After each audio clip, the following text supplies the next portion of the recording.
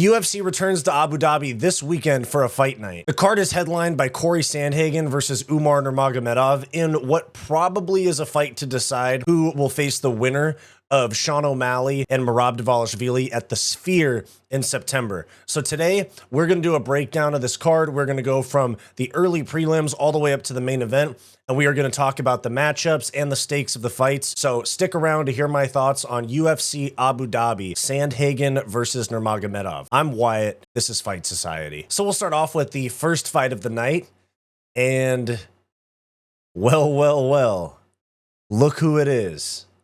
Our good friend.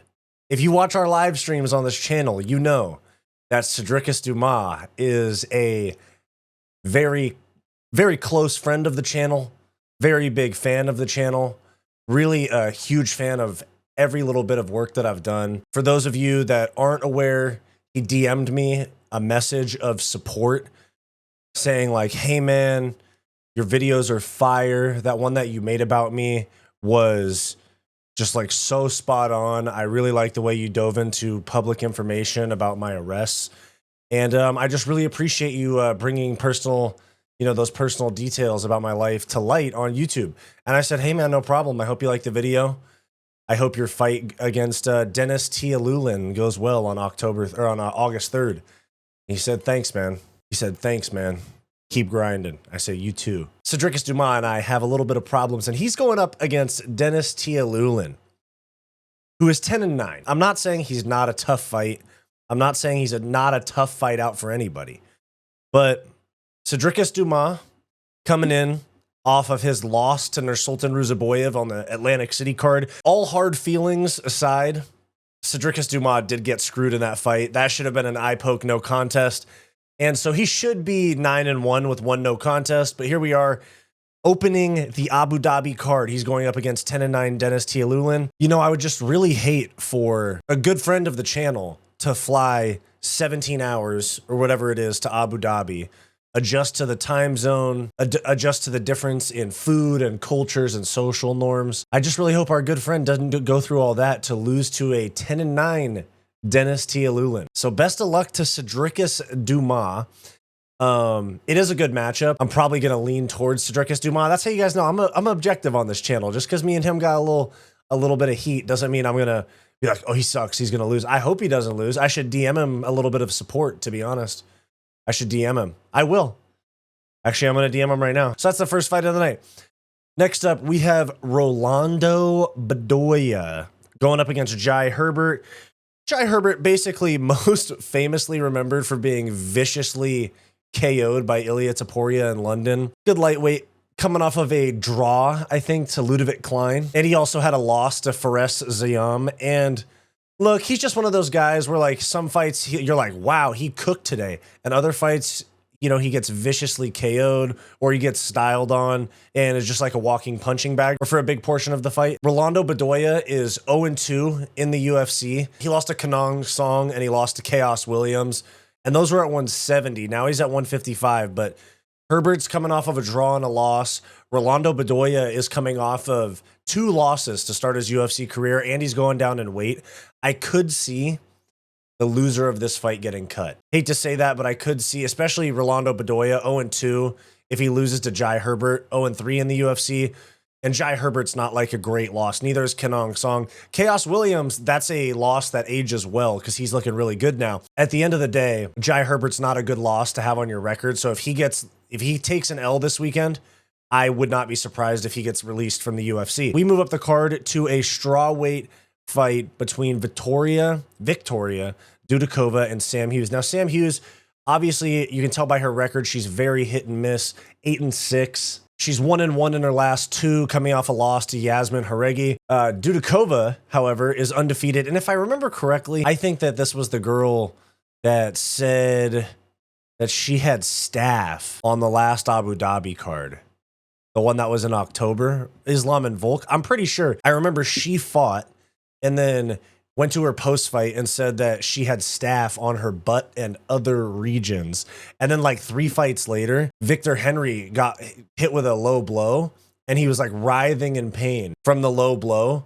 And people were just like making memes about the fact that he was writhing around in pain with his face all over the canvas while this girl allegedly had staph on her bum and elsewhere. So good fight. Gonna lead towards Dudakova though. Sam Hughes is just way too inconsistent. I'll give my official predictions later in the week. We move up the card from there to Guram Kutateladze and Jordan Vucenic, who is from Cage Warriors. This is his UFC debut on relatively short notice because Guram was supposed to fight Abdul Karim Al-Sawadi. He pulls out due to injury. And now Jordan Vucenic, Cage Warriors star, is now in the UFC, which is pretty sick. And there was 3 Cage Warriors, like big guys for Cage Warriors, and none of them are with the promotion now. You have Morgan Charrier, who lost to Vucenic. He's in the UFC now. You remember he fought, I think, Chepe Mariscal to a split decision. If I remember that, I think that was his last fight. And then Vucenic is now in the UFC. And then you also have Paul Hughes, who is now in the PFL. But this is a really good matchup. Jordan Vucenic is a elite debuter. This, I wouldn't be surprised if he beats Guram. Guram is a very talented fighter, elite level grappling, good cardio. He's had some really good fights, but it seems like he trains with Hamzat, trains with Ilya, but it seems like we might have hyped him a little bit too much, too early. And I am going to lean towards Jordan Vucenic in that fight, but I'll come back around. I'll do the picks later in the week on a live stream. We move up the card to Shamil the Blob Gaziev against Don'Tale Mayes. Now, guys, I can't even tell you how low level this fight is about to be. They're both going to be gassed in about 74 seconds, and it's going to just be swanging and banging until Gaziev quits due to obesity or diabetes or something in the corner. But I'll lean towards Don'Tale Mayes. Been around. Shamil Gaziev's a quitter. We saw that against Rosenstruck. And yeah, there's not much to say about that. That's a low-level heavyweight fight. We move up the card from there. Muhammad Yahya against Coway Fernandez. Muhammad Yahya is coming off a loss to Trevor Peek. Fernandez is coming off of a loss to Mark Jakadze, who I actually think is in the PFL now. I don't think he's in the UFC. It's Muhammad Yahya fighting in Abu Dhabi. Hometown guy. He'll draw a little bit of crowds like for the actual local people that want to buy tickets possibly. It'll provide a little bit of a local feel to the card like the UFC likes to do. But good lightweight matchup, guys with good records, both coming off losses, looking to bounce back. We move up the card to Alonzo Menafield versus Azamat Murzakanov. Top 15 light heavyweight matchup. You have Alonzo Menafield, who just got KO'd in about 12 seconds, I think it was, against Carlos Ulberg. He just came out so aggressive. No defense, zero fight IQ, got clipped, got TKO'd. Alonzo Menafield is such a powerful puncher, but his fight IQ is just non-existent. And I don't think Pat Barry being in his corner helps him that much, honestly. I think that it makes him fight like Pat Barry. Like, literally, Alonzo Menafield against Carlos Ulberg was like the Czech Congo fight, except only one guy was getting dropped. Azamat Murzakanov, undefeated, but relatively inactive, has not fought in over a year since his win against Dustin Jacoby. He's bouncing back, looking to go to 14-0 and keep his spot in the top 15. This is a top 15 matchup, but it's not anything with any implications. I could see the winner of this fight getting like, Johnny Walker's moving up to heavyweight. Maybe like a Nikita Krylov or an Anthony Smith, something like that, but pretty good fight. We move up the card, Joel Alvarez and Elvis Brenner. Now this fight has fight of the night written all over it. This fight is going to be a banger. I'll lean towards Brenner. I'll lean towards Brenner because I'm biased towards the shoot box guys, but fantastic fight.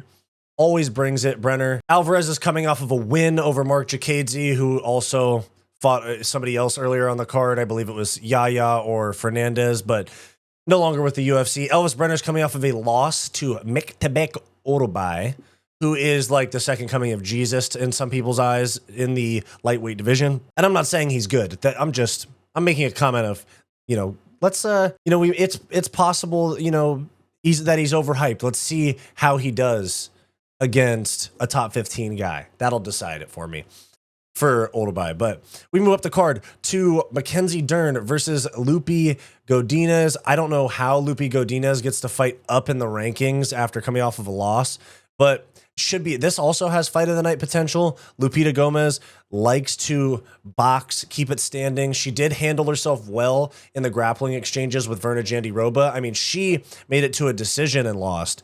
Amanda Lemos just got submitted. So she can handle herself on the ground, but she wants to She wants to keep it standing, throw hands. And Mackenzie Dern, elite jiu-jitsu, does like to scrap on the feet though as well. And so I could see this fight basically coming down to how well does Lupi Godinez handle herself in the grappling, because if she beats Dern on the feet, Dern's going to double leg her or go for a body lock trip, something like that. And if Godinez can defend takedowns, she might be able to really just box Mackenzie Dern up on the feet, because Mackenzie Dern has awful striking defense. She just eats punches, blocked punches with her face. And I think Dern should win, but I could see a world where Godinez defends the takedown and just beats the hell out of her on the feet. We move up the card to something of an OG's fight, but it's a welterweight matchup. Tony Ferguson, famously on an 8-fight losing streak, 9-fight losing streak. And maybe 7. But he's going up against Michael Chiesa, moving up to welterweight. Dana White has said that this should be Tony Ferguson's, or he'd like it to be Tony Ferguson's last fight.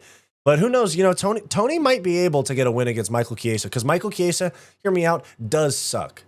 He's a commentator now. He's not locked in on fighting. They offered him this because they wanted to add name value to the Abu Dhabi card to appease the people that are paying huge site fees for these events. He was probably like, oh, you guys want to pay me $400,000 to fight Tony Ferguson, which is an easy win? Of course. No, I'm not retired yet. I'll take 4 weeks off of commentating for the last little bit of my camp. There is a world where Tony wins, but Chiesa, they're both former lightweights and welterweights, so I don't think the strength, I don't know, you know what it is? Tony's cooked and Chiesa doesn't have that dog in him. This is a weird toss-up fight. I'm actually really nervous to make a pick for this one. I hope Tony wins. I want to see Tony get a win and retire in the cage, put his gloves down, and walk off into the sunset with a win over Michael Chiesa, which is actually pretty respectable. But we move up the card to a high-level men's bantamweight matchup. We have Marlon Chito Vera coming off of his loss at UFC 299 for the belt against Sean O'Malley. And he's going up against former flyweight champ Davison Figueiredo, who's coming off of his win over Cody Garbrandt. It opened the night at UFC 300. He won by, I think, second round rear naked choke. Fantastic fight. Even though Figueiredo's a former flyweight, he was big for flyweight, so he's probably a pretty natural-sized bantamweight. Chito Vera is a big bantamweight, struggles to make the weight, cuts a lot of weight. In my opinion, even though Chito is going to have the size advantage for this fight, I'm going to go with Davison Figueiredo most likely when I do my picks videos, because Davison Figueiredo, that, you know, the guy from the weight class down, is always faster, more talented, cutting less weight, going to have better cardio, carrying less around, stuff like that. And I think that Chito Vera's style is not cut out for 3-round fights, in my opinion. He just coasts, gets reads, in my opinion, takes damage, and lets his opponent tire out for the first 10 minutes of the fight, and then he'll start to turn it up in the third. That's going to be too late against Figueiredo. I think Figueiredo is going to be well ahead at that point, so I think Figueiredo will probably win and call for a title shot, but come back around for my picks video. We move up the card to the new co-main event, because it was supposed to be Vicente Luque and Nick Diaz. That was pulled off of the card due to travel issues, I think, on Diaz's side. But nonetheless, we have a new main event on short notice. Sharaput Magomedov against Mikhail Olajasic. Olajasic fought just about 2 months ago, because he fought on the UFC 302 card against Kevin Holland. That was right about 2 months ago. And then Sharaput Magomedov fought about 3 weeks after that on the Rob Whittaker versus Ikram Alaskarov card. That was supposed to be Rob Whittaker and Hamzat Chimaev. So both guys staying active. Sharaput Magomedov got a win against Antonio Tricoli, who took the fight on like 3 days notice. He had to fly 17 hours to Saudi Arabia and cut weight and fight and make his UFC debut, because he was supposed to fight Ikram. Ikram got put into the main event when Hamzat pulled out, and then Sharaputin's opponent pulled out. And that caused for Antonio Tricoli, I think he got the call on like Tuesday of fight week to fly to Abu Dhabi, you know, cut weight. Obviously, Tricoli looked like shit in that fight. Magomedov just styled on him. But I think that Mikhail Olajasic is a much tougher night out. It's not short notice. I mean, it's a short notice for both of them, but it's not like one guy coming in during fight week, essentially. Very good fight. This is actually a good test, because Olajasic, he is a very tough night out for anybody. He dropped Kevin Holland before he got caught in that armbar. Magomedov's undefeated. He has looked very beatable with a lot of holes in his game. So I am probably actually going to lean towards Olajasic. But this is the fight where we see if Sharaput Magomedov is ready for a top 15 guy. So very interesting matchup. Come back around for my pick video on that. I'll do a video for that as well. We move on to the main event of the evening. This is Cory Sandhagen against Umar Nurmagomedov. Now you have Cory Sandhagen, who is ranked number 2 or 3 at bantamweight. Umar is ranked 9th. And I don't know how Umar ended up at 9th. He beat unranked Bekzat Almakhan after getting dropped in the first fucking round. You believe that shit? And then they sneak him in there at like 14. And then people lose. Aljo gets pulled out of the rankings after his UFC 300 fight because they put him into the UFC featherweight rankings. So, you know, people lose above him. People leave the division. Umar sneaks his way up to number 9 off of a decision win against Bekzat Almakhan, who dropped him in the first 45 seconds of the fight. Now, I'm not saying he didn't dominate the rest of the fight, but those are some really big holes. And I honestly think that Cory Sandhagen is going to prove that this is levels above, but I'm going to do a more in-depth breakdown of this fight in a specific video that will most likely drop tomorrow. And, you know, the Dagestani privilege is so real and so annoying. And I'm going to be so annoyed if Umar wins this fight because it's going to make me look bad and for saying he didn't deserve it. If he goes out there and like 50-44s or 50-43s Cory or subs him in the first round, some sort of dominant win, I'm going to look really dumb because I've been talking a lot of shit about the Dagestanis lately. So there we have the UFC Abu Dhabi card, stakes, matchups, all that. Come back around this week, starting tomorrow, for pick videos on the specific fights. I'll do picks for the entire card on a live stream, but I make specific videos for some of the fights. So come back around for that. And yeah, like, subscribe, all that. Thank you for watching. Hey guys, thanks for watching this video. Make sure to click like and subscribe down below, all that YouTube stuff. It really helps me out a lot. If you're interested in supporting the channel further and want access to members-only perks, become a channel member today for access to members-only live streams and some other perks. Link is in the description down below, or just click the join button on our channel homepage. If you're looking for some non-MMA content from me, go check out my personal channel, Wyatt's World. I'll have that linked in the description down below as well. Go watch this suggested video, and I'll see you next time.